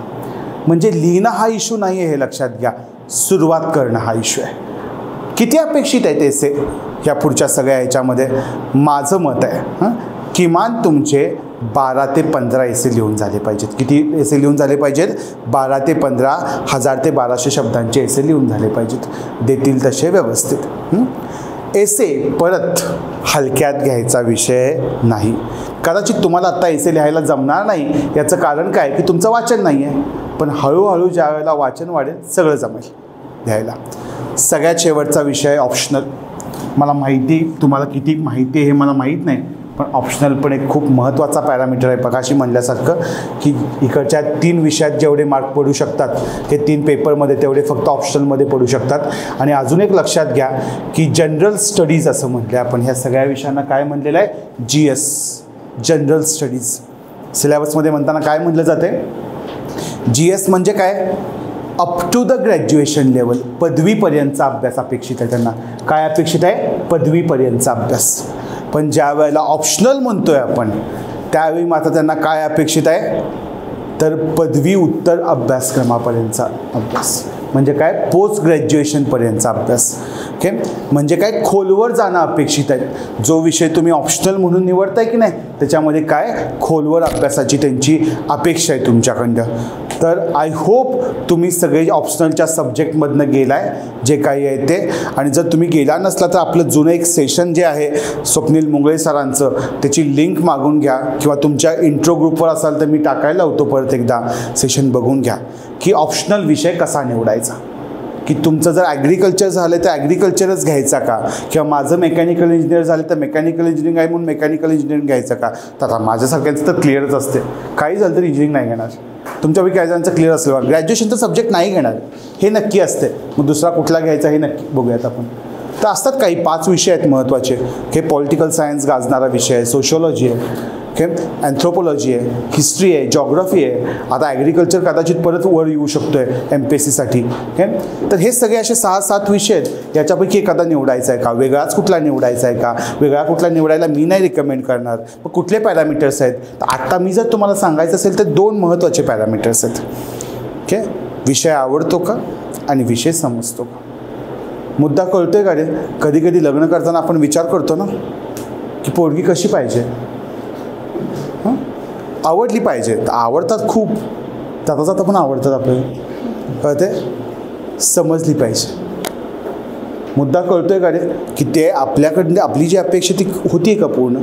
हे फक्त मुलांबद्दल नाही बोलत आहे, मुलींचं मुलांबद्दल आहे.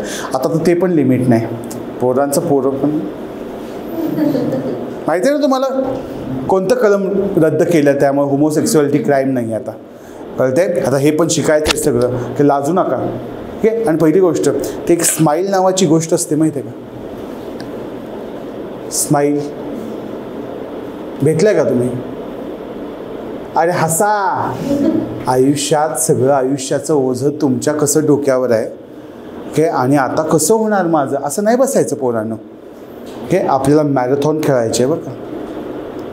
हसत खेळत जगल्याशिवाय, हसत खेळत अभ्यास केल्याशिवाय तुम्ही या प्रोसेसमधनं पार नाही होणार. पोरांनो, एवढंच नाही, मी तुम्हाला सांगतो, शेवटचे जे 2 तास असतात हे प्रिलिम्सवाले, कुणाचं डोकं चालतं? ज्याचं डोकं शांत आहे त्याचं डोकं चालतं. पण त्याच्या डोक्यावर चेहऱ्यावर स्माईल आहे त्याचं डोकं चालतं. त्याची ऑब्व्हियसली फाटलेली आहे आधीच, त्यांचं नाही चालत काय जगायचं. मला आज पोरांनी एक शर्ट गिफ्ट दिला आहे, त्याच्यावर मी कायम बोलणारे एक वाक्य बोलतो. मी आता कॅमेरा आहे त्यामुळे नाही बोलू शकत. तर ते पोरांनो, सगळ्यांचीच वाट लागलेली आहे आयुष्यात, कुणाची ना कुणाची लागलेलीच आहे. लागतेच आणि वाट. एवढं काय तर आपलं काम काय आहे आता? एवढं करायचं. आपलं काम काय आहे? अभ्यास करायचा, अभ्यास करायचा. मुद्दा येतोय लक्षात? तुम्हाला परीक्षा कळायला लागली आहे का हे सगळं सांगताना? का तुमचा वेळ जातोय असं वाटायला लागले? कळते आहे ना परीक्षा? चेहऱ्यावर स्माईल पाहिजे तरच टिकताय. मी तुम्हाला लिहून देतो हे कुठतरी. You have to enjoy the process. मी तुम्हाला खरं सांगतो, जो प्रोसेस एन्जॉय करत नाही तो अल्टिमेट एमला पोचणारच नाही आहे. Enjoy the process. Paper 1, paper 2. तर हाऊ टू सिलेक्ट ऑप्शनल याची व्हिडिओ तुम्हाला मी पाठवतो. त्यामध्ये मी तुम्हाला सांगितलं विषय आवडतो का, समजतो का, एवढंही इनफ नाही आहे. कधी कधी अनेक फॅक्टर्स आहेत ना आपल्याकडं. मग लग्न जुळवून देणारा कोणतरी पाहिजे, म्हणजे मेंटर पाहिजे ना व्यवस्थित.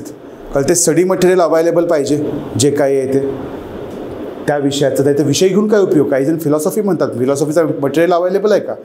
असे सगळे पॅरामीटर्स एका बाजूला लक्षात घ्यावे लागतात आणि मग ऑप्शनल विषय निवडावा लागतो. कधी काही जण असा विचार करतात की असा विषय निवडा ज्याचा उपयोग इकडे होईल, या GS 1, 2, 3 मध्ये. काहीच हरकत नाही, निवडा. कळते? पण बिनकामाचा निवडू नका. पहिला क्रायटेरिया काय आहे? आवडतो का विषय तुला? तुला त्या विषयामध्ये अभ्यास करताना, त्या विषयाबरोबर राहताना तुला बाबा नकोसं वाटत नाही ना? हे सगळ्यात महत्त्वाचं आहे. कळते? कारण तेच सगळ्यात इम्पॉर्टंट आहे. लवकरात लवकर तुमच्याकडं फक्त जुलैची सुरुवात एवढाच वेळ आहे. लईत लई 10 जुलै तेव्हापर्यंतच तुम्ही ठरवून घ्यायला पाहिजे तुमचं ऑप्शनल काय पाहिजे. कळते? ह्यातल्या ह्याच्यामध्ये 1 to 1 बोलूयात. पुन्हा जे काही बोलायचं आहे ते आफ्टर ॲडमिशन, बिफोर ॲडमिशन.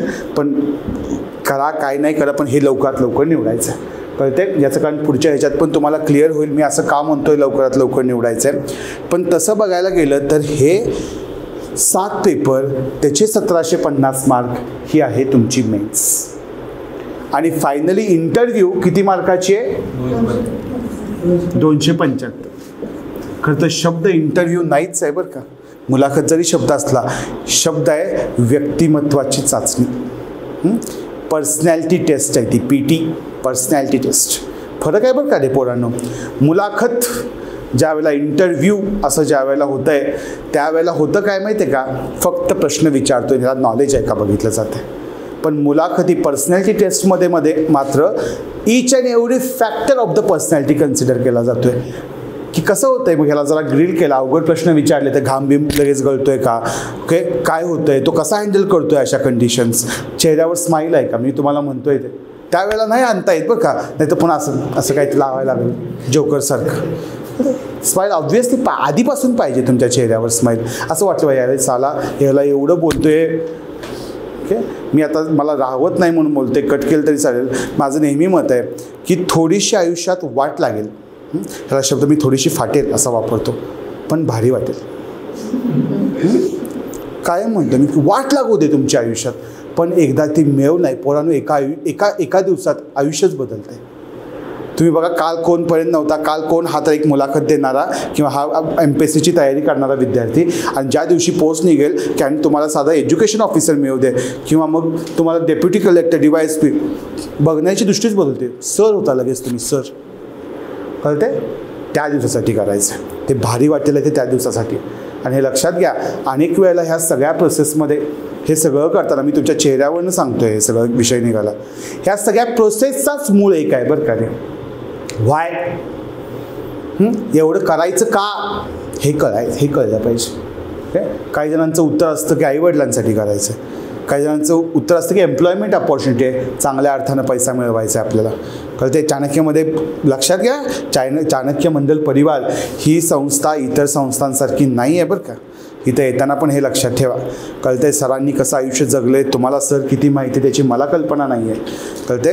पण सरांनी जसं आयुष्य जगले त्याच व्हॅल्यू सिस्टीम आपण इथं लोकांच्या मनामध्ये रुतवण्याचा प्रयत्न करतो आणि ते महत्त्वाचं कार्य आहे हे. पण इथं चांगल्या अर्थाने पैसा मिळतो हे असेल कारण अनेक वेळा अशी घटना आपल्याकडचाच विद्यार्थी त्यानं पहिला प्रेफरन्स IAS न देता IPS दिला. का तर त्याचे वडील पोलीसमध्ये होते.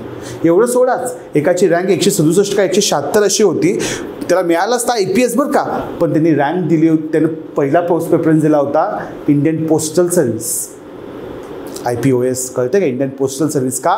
त्याचे वडील पोस्टामध्ये होते. काय एवढं मोठं की वडिलांनी सल्यूट मारायचं आहे. ओके. त्याच्या काय याच्यापेक्षा मोठं काय आहे? तर प्रत्येकाचं व्हाय वेगळं असणार आहे. का मला ही परीक्षा का द्यायची तुम्ही विचारा स्वतःला काय आहे. ओके. आणि ज्या वेळेला ते स्वतःच्या डोक्यात एकदा क्लिअर झालं ना की चायला काय व्हायचं ते उद्या व्हायचं आहे तर अधिकारीच व्हायचं आहे. ओके. सगळ्या गोष्टी निघून जातात बरं का. रेकडेच्या आलतू फालतू असतात की नाही, हे ना मला चहाला बोलवलं नाही, त्यानं माझ्याकडे असंच बघितलं. कळते. सगळ्या गोष्टी निघून जातात. हे घरच्या भावानं जाताना काहीतरी बोललं, काही डोक्यात फक्त एकच असते की गाठायचं आहे तर काय तर ते यशाचं शिखर गाठायचं. आणि हे गाठताना मग कसं, तर आपण आपल्यातच एवढे रमतो ना एका पॉईंटला की ही प्रोसेसच मजा वाटायला चालू होते. व्हाय जर तुम्हाला कधी वेळ मिळाला तर लिहून काढा बरं का की तुम्हाला अधिकारी का व्हायचे आहे, का व्हायचे आहे. ओके. हे 275 मार्क आणि हे 1750 मार्क असं मिळून 225 मार्कांचं मेरिट लागेल. 2025 मार्कांचं मेरिट लागेल. आणि त्यातून तुम्हाला रँक लागतील आणि रँकवरनं तुम्हाला पोस्ट प्रेफरन्स द्यायचा असेल आणि त्यानुसार तुमची पोस्ट काय मिळेल आणि तुम्हाला कुठे जागा मिळेल हे सगळं त्यातनं कळेल. इथं काही केडर सिस्टीम अशी नाही आहे, पण पोस्ट सिस्टीम मात्र आहे. Is that clear?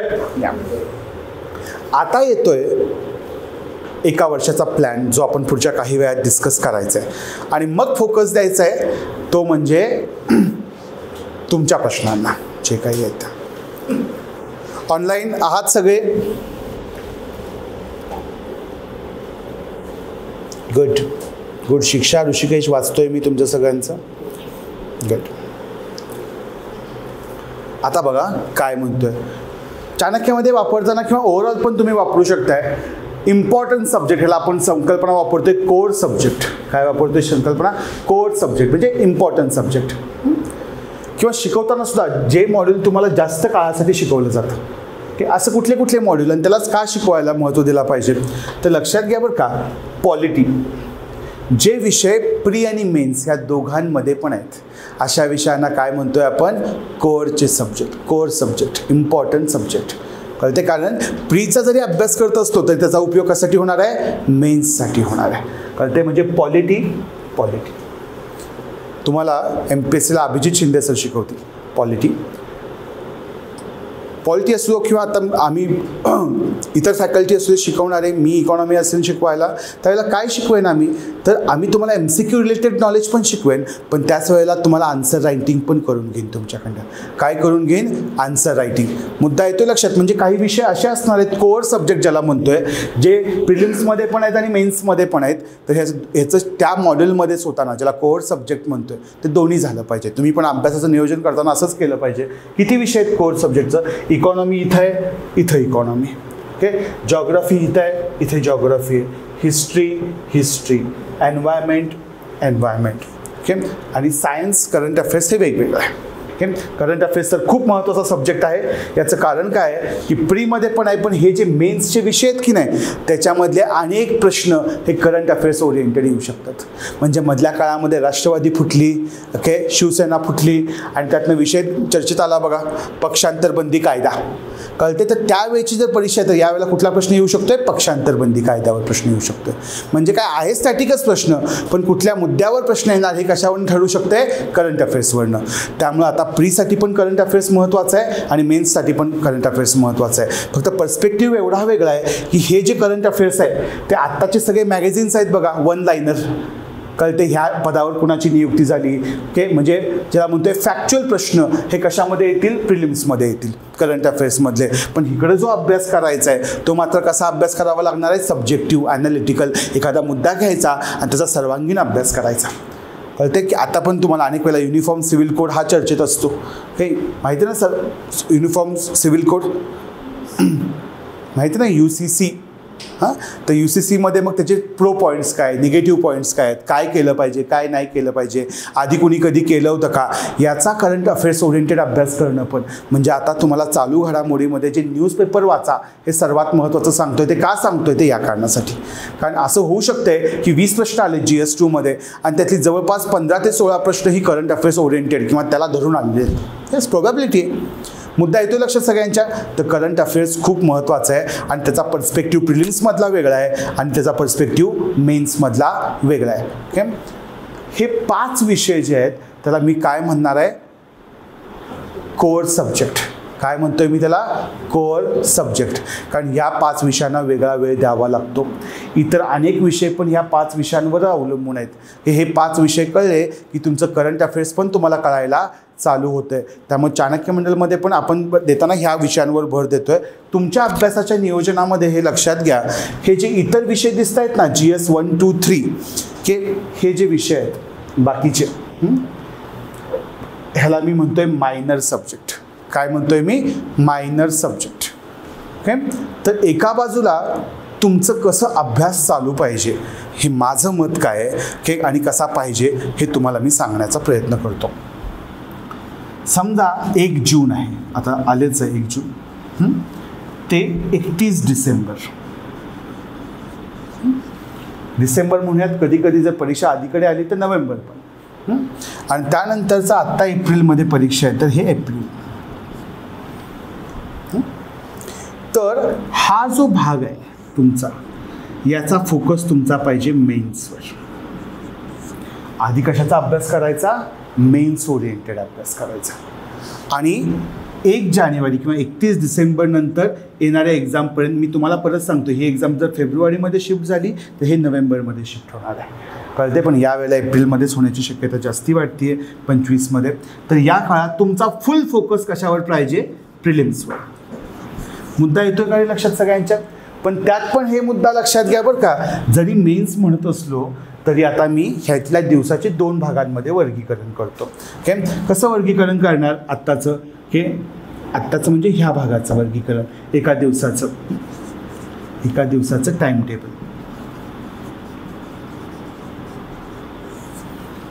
तर माझं मत आहे की रात्रीचा अभ्यास, तुमच्यापैकी कोणाकोणाला सवय रात्रीचा अभ्यास करण्याची, किती वाजेपर्यंत करता, आणि ऑनलाईन तुम्ही पण सांगा. आवाज अडकतोय.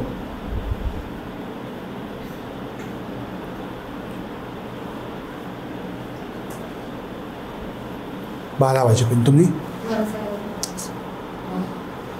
हेच तू किती, 2-3 आणि उठते कितीला.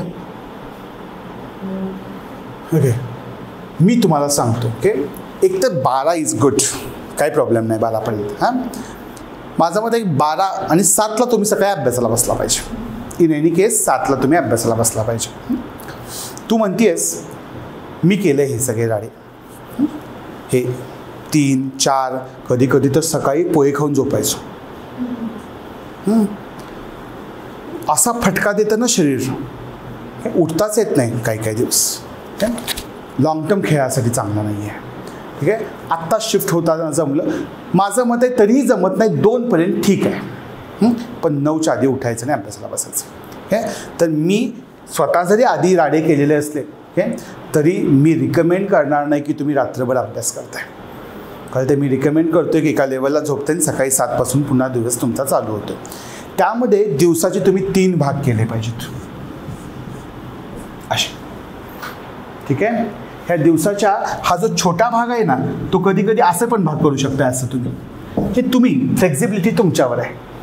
ठीक आहे, पण दिवसाचे 3 भाग, त्यातला जवळपास 1 ते 1.5 तास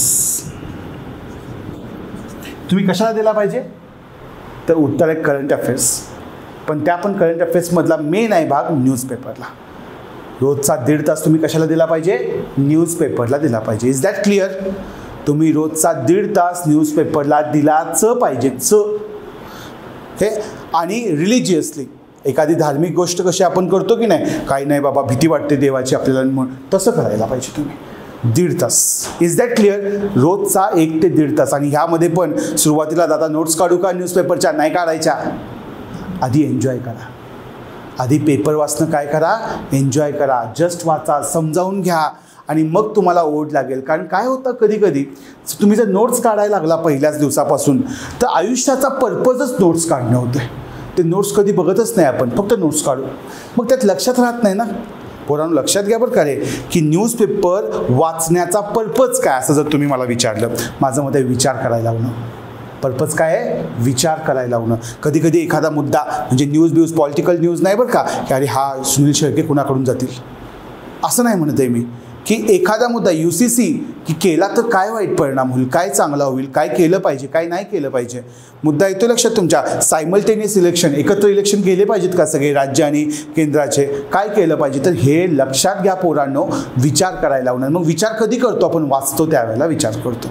1 ते 1.5 तास कशाला दिला पाहिजे? वाचायला दिला पाहिजे. इंग्लिशवाल्यांनी इंडियन एक्सप्रेस वाचला पाहिजे किंवा कधी द हिंदू रिकमेंड केला जातो पण मी इंडियन एक्सप्रेस म्हणतोय.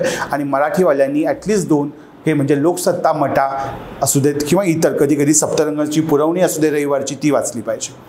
मुद्दा कळतोय? पण तुम्ही पेपर वाचले पाहिजेत. एनी डाऊट अबाउट ह्या 1.5 तासाबद्दल? ह्याच्याबद्दल वेगळे काही प्रश्न असतील तर मला विचारा. पण हा छोटा स्लॉट जो आहे 1 ते 1.5 तासाचा तो न्यूजपेपरला द्यायचा आहे. त्यानंतर माझं जेन्युइन मत आहे सकाळचा जो वेळ आहे तो हे जे विषय आहेत कुठले कुठले GS 4 एसे आणि ऑप्शनल याला दिले पाहिजेत. म्हणजे समजा 7 दिवस आहेत तुमचे, तर 7 दिवसांमधली जी सकाळ आहे तर त्यातले समजा 4 ते 5 दिवस किंवा 5 दिवस तुम्ही ऑप्शनलला दिले, 1 दिवस तुम्ही एथिक्स केला, एथिक्सचं जे काही तुमचं अभ्यास झाला आहे किंवा तुम्ही वाचता येते, आणि 1 दिवस तुम्ही एसेची तयारी केली. 5 दिवस ऑप्शनल, 1 दिवस एथिक्स आणि 1 दिवस एसे. म्हणजे हे जे 4 मेन्स ओरिएंटेड इम्पॉर्टंट सब्जेक्ट आहेत ह्याला कधी वेळ द्यायचा? सकाळी वेळ द्यायचा. कळते का तुम्हाला? तुमच्यापैकी जे सगळे ऑप्शनल पण लावाल ते पण तुमचा ऑप्शनलचे क्लासेस पण सकाळच्याच वेळेत असतात. त्यामुळे ऑप्शनलला एक वेगळी पकड बसते, एक वेगळा अधिष्ठान बसतं आणि त्यामुळे ऑप्शनलवर पकड येण्याची शक्यता वाढते. म्हणून मी मूळतः ऑप्शनलला कुठला वेळ देतोय? सकाळचा वेळ देतोय. 7 दिवसांमध्ये 5 दिवस ऑप्शनलला. किती वेळ करायचा? किमान 5 तास. किमान 5 तास, 4 ते 5 तास ऑप्शनलला दिले पाहिजेत सकाळचे. कळते का रे? 3 तासापेक्षा कमी काळ तर कधीच ऑप्शनल नाही करायचा. किती काळापेक्षा कमी? 3 तासापेक्षा कमी. कारण कधी कधी कसं होतं ऑप्शनलमध्ये एखाद्या विषयात खोलवर जायचं असेल तर आपल्या भारतीय परिभाषेमध्ये प्रहर हा शब्द आहे बघा. प्रहर, 1 प्रहर म्हणजे किती तास? 3 तास. माझं मत आहे 3 तास तरी तुमचा अभ्यास झाला पाहिजे त्या विषयाचा, तरच त्याच्यावर पकड अशी म्हणता येते किंवा घेता येते. तर सकाळचा वेळ कुठल्या विषयांना दिला मी? GS 4 म्हणजे एथिक्स, एसे आणि ऑप्शनलला. GS 4 एसे सुरुवात जरा तुमचं शिकवून झाल्यानंतर करा, पण ऑप्शनल मात्र तुमचे क्लासेस सुरू होतील किंवा ज्याला म्हणत की तुमचा स्वतःचा वैयक्तिक अभ्यास जरी वेगळा सुरू झाला तसं तुम्ही त्याचा वेगळा अभ्यास सुरू करायला पाहिजे सकाळच्या वेळेमध्ये. Is that clear? आणि संध्याकाळची वेळ ही कशाला द्यायची? तर GS 1, 2, 3 GS 1, 2, 3 कळते? म्हणजे हे GS 1, 2, 3 याच्यामध्ये पण तुम्ही लक्षात घ्या बरं का रे पोरांनो. समजा माझं इकॉनॉमीचं मॉड्यूल चालू आहे तुमच्यावर, ओके, तर मी तुम्हाला म्हटलं की इकॉनॉमीच्या मॉड्यूलमध्ये मी तुमच्याकडनं आन्सर रायटिंग पण करून घेणार आहे आणि MCQ पण सोडवणार आहे. याचा अर्थ आहे की तुमचं ह्या काळामध्ये तुमचं MCQचा पण अभ्यास चालू आहे आणि कशाचा अभ्यास चालू आहे? आन्सर रायटिंगचा पण अभ्यास चालू आहे. माझं मत आहे की जर तुम्ही क्लास लावला, तुम्ही जर कोर्स लावला, ओके, तर तुमचा कोर्स ज्या वेळेला तुम्ही करताय त्यामध्ये तुमचा पर्स्पेक्टिव्ह काय पाहिजे? तर जो फॅकल्टी विषय शिकवतोय त्याच्याबरोबर तुम्ही तो अभ्यास केला पाहिजे. इकॉनॉमी चालू आहे ना, इकॉनॉमी केलं पाहिजे. एका वेळेला फक्त इकॉनॉमी चालू नसणार आहे, इकॉनॉमीवर एक छोटा सब्जेक्ट पण चालू असतात. म्हणजे समजा इकॉनॉमी बरोबर सायन्स अँड टेक चालू आहे किंवा गव्हर्नन्स हा विषय चालू आहे, तर गव्हर्नन्स छोटा सब्जेक्ट आहे, इकॉनॉमी मोठा सब्जेक्ट आहे. इकॉनॉमीचं जास्त वेळ अभ्यास चालू असणार आहे, त्यामध्ये MCQ पण आणि हे पण चालू असणार आहे. आणि गव्हर्नन्स मात्र असा विषय आहे त्याच्यामध्ये फक्त काय चालू असणार आहे? Answer writing. कारण तो प्रिलिम्सला विषय येतो का डायरेक्टली? प्रिलिम्सला विषय येत नाही. माझं मत काय पडतंय बघा, इमॅजिन करा की तुमचं संध्याकाळच्या वेळेत मॉड्यूल चालू आहेत, कधी कधी 2-2 सेशन असणार आहेत. तर इकॉनॉमीमध्ये किंवा जरी हे नसलं, समजा तुमच्या लोकांच्या मनात येत असेल की दादा फक्त कोर्सचं सांगतोय, जरी कोर्स नाही लावला असं इमॅजिन करा तुम्ही, कळते, तरी तुमचा असा टाइम टेबल तुम्ही करू शकता का? टाइम टेबल करू शकता ना असं? तर तुम्ही इकॉनॉमीचं अभ्यास फॅकल्टी बरोबर करताय आणि गव्हर्नन्सचं मॉड्यूल समजा 6 सेशन्स आहे, तर तुमच्या डोक्यात एकच पर्पज पाहिजे, गव्हर्नन्सच्या नोट्स बनवणार मी दादाबरोबर, म्हणजे जो शिकवतोय तो फॅकल्टी त्याबरोबर, आणि मी त्याच्यामध्ये काही इतर पॉईंट्स ॲड करणार आणि मी गव्हर्नन्सच्या नोट्स बनवून वेगळ्या ठेवणार. पर्पज कळतोय का रे? की हे जे छोटे सब्जेक्ट आहेत त्याच्याकडे तुम्ही कशा दृष्टिकोनातून बघितलं पाहिजे, की बाबा दादा म्हणजे सर शिकवतायत त्याच्याबरोबरच तुमचा तो विषय क्लिअर आउट झाला पाहिजे. कळतंय का? आणि माझं मत आहे की 6 ते 7 दिवसांमध्ये जर तुम्ही व्यवस्थित वेगळा अभ्यास दिला तर तुमचा तो विषय चांगला होऊ शकतो का? छोटे विषय हे चांगले होऊ शकतात. मुद्दा कळतोय का रे? म्हणजे संध्याकाळच्या वेळेमध्ये तुम्हाला हे कोअर प्लस हे जे छोटे सब्जेक्ट आहेत ते तुम्ही संध्याकाळी प्रामुख्याने 3 ते संध्याकाळी 11 या वेळेमध्ये करू शकताय. ओके, 2 ते 11 असू दे, 2 ते 10 असू दे, 3 ते 11 असू दे, या वेळेमध्ये तुमचा भर तुम्ही कशावर देऊ शकताय? GSवर, जनरल स्टडीजवर. मुद्दा येतोय लक्षात तुमच्या? आणि त्यामध्ये पण तुम्ही प्लीज हे लक्षात घ्या बरं का, की जरी आपण नंतर प्रिलिम्सचा विचार करतोय असं म्हणलं, सॉरी इथं पाहिजे 3 ते 11, प्रिलिम्सचा आपण विचार करतोय असं म्हटलं तरी प्रिलिम्सचा ऑलरेडी अर्धा अभ्यास पूर्ण झालेला आहे. हे तुम्हाला येतंय का रे लक्षात, की आपण डिसेंबर नंतर प्रिलिम्सचा अभ्यास करायचा आहे की नाही? पण ऑलरेडी ज्या वेळेला तुम्ही हा अभ्यास करताय त्यामध्ये पॉलिटी, इकॉनॉमी, हिस्ट्री, जिओग्राफी करताना प्रिलिम्सचा अभ्यास केलाय की नाही? MCQ सोडवलेत की नाही ऑलरेडी आमच्याबरोबर फॅकल्टींबरोबर? येस. तर तुम्हाला प्रिलिम्स पण सोपी जाणार आहे आणि एका बाजूला मेन्सचा पण अभ्यास होणार आहे. आणि हे सगळं करताना तुम्हाला नोट्स वेगळ्या दिल्या जाणार आहेत, तो भाग आहेच आहे बरं का रे, की प्रत्येक विषयाच्या नोट्स तुम्हाला हातामध्ये दिल्या जाणार आहेत का? हो. मुद्दा कळतोय? हे कोर्सचा भाग झाला. जे कोर्स करणार नाही त्यांनी स्वतःचा अभ्यास करा, जे काय करायचं आहे तो. पण तुम्हाला हा मुद्दा कळतोय का रे, दिवस कसा घालवायचा? तर आपले प्रामुख्याने सेशन संध्याकाळच्या वेळेत असतात. तुम्ही हे कमी जास्त करू शकता जर तुम्ही सेशन करत नसाल तर. पण अर्धा दिवस जो आहे तो मेन्स ओरिएंटेशन, ऑप्शनल एथिक्स एसे, 1 ते 1.5 तास न्यूजपेपर रिडिंगला, आणि मग राहिलेला वेळ जो आहे संध्याकाळचा तो GSच्या अभ्यासाला, म्हणजेच GS 1, 2 आणि 3 म्हणजे हे जे एकूण विषय आहेत सगळे याच्या अभ्यासाला तुम्ही काय वेळ घालवायचा? संध्याकाळचा वेळ घालवायचा. आणि असं जर तुम्ही करत गेला तर तुमच्या लक्षात येईल की 6 महिन्यामध्ये जवळपास 80% अभ्यास तुमचा डोळ्याखालून गेलेला आहे. कळते? एखादा विषय मिस आउट होण्याची शक्यता आहे का? हो आहे. कळते? किंवा असं होण्याची शक्यता आहे का, समजा मी तुम्हाला इकॉनॉमी शिकवलं आणि तुमची टेस्ट ठेवली आहे मी रविवारी, आणि रविवारी तुम्हाला हा भाग करता येत नाही, माझं मत करू नका. कळते? त्या दिवशी ज्या दिवशी संध्याकाळी टेस्ट आहे त्या दिवशी हे सगळं मिस करताय का? होतंय का मिस होऊ दे, काही फरक पडत नाही. कळते? तुमचा भर कशावर पाहिजे? टेस्टवर पाहिजे. म्हणजे सगळ्यात इम्पॉर्टंट काय या प्रवासामधलं तुमचं? तर माझं मत आहे सगळ्यात इम्पॉर्टंट आहे ते टेस्ट आहे. कळते? कारण टेस्टमुळं जो अभ्यास होतो तो अदरवाईज होत नाही. टेस्टमुळं जो अभ्यास होतो तो अदरवाईज अभ्यास होत नाही आहे. मुद्दा कळला तुम्हाला मी काय म्हणतोय? तर पहिल्या 6 महिन्यांमध्ये तुम्हाला मेन्स ओरिएंटेशन सगळं कंप्लीट करायचं आहे. ह्या 5 विषयांचं जे कोअर सब्जेक्ट आहेत त्याच्या कदाचित तुमच्या नोट्स करणार नाही किंवा नोट्स करायची गरज लागणार पण नाही, तो फॅकल्टी सांगेल. पण हे जे छोटे विषय आहेत, geography, society, governance, social justice, IR, agronomy, science and tech, disaster management आणि सिक्युरिटी इश्यूज, याच्या मात्र नोट्स वेगळ्या तयार झाल्या पाहिजेत का तुमच्या? येस. आणि त्या तुम्ही वेगळ्या काढून ठेवल्या पाहिजेत का? येस. याचं कारण आहे की प्रिलिम्स आणि मेन्स याच्यामध्ये तुम्हाला कमी वेळ मिळणार आहे. त्याच्यामध्ये जास्तीत जास्त तुम्हाला 4 ते 4.5 महिने मिळणार आहेत, कधी कधी 3-3.5 महिने मिळणार आहेत. त्याच्यामध्ये जर तुमच्या ह्या नोट्स तयार असल्या तर तुमचं अर्ध काम सोपं होत आहे. Is that clear? ऑप्शनलसाठी पोरांनो जर अभ्यास करायचा असेल तर किमान 500 तास द्यावे लागतात बरं का रे. किती? 500 तास. तर त्या विषयावर पकड अशी येते, अदरवाईज ती पकड येत नाही.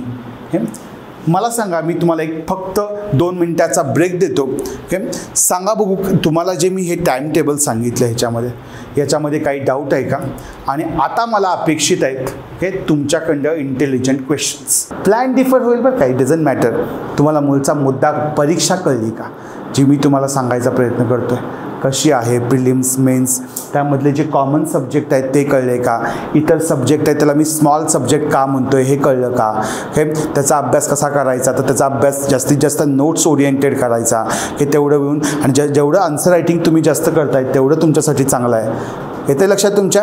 हा 1.5 तास जसा राखून ठेवला आहे तसा पुन्हा काही वेळ तुम्हाला आन्सर रायटिंगसाठी राखून ठेवावा लागणार आहे संध्याकाळच्या वेळेमधला. GS 1, 2, 3 मधला ऑप्शनलचा आन्सर रायटिंग तुम्हाला सकाळच्या वेळेत करावं लागणार आहे. पण ही प्रोसेस आहे, हळूहळू तुम्हाला मुद्दे कळावे लागतील. फक्त हे लक्षात घ्या बरं का, शिस्त तर महत्त्वाची आहेच आहे, पण त्याबरोबर ज्याला म्हणतो ना आपण की प्रिझर्वन्स, एवढा महत्त्वाचा आहे की सोडायचं नाही. कारण एक दीड महिना गेला की ज्यावेळी तुम्ही भरपूर अभ्यास केला आहे असं वाटून जातं बरं का, की आई शपथ एवढा अभ्यास केला आणि आत्ता एकच विषय झाला.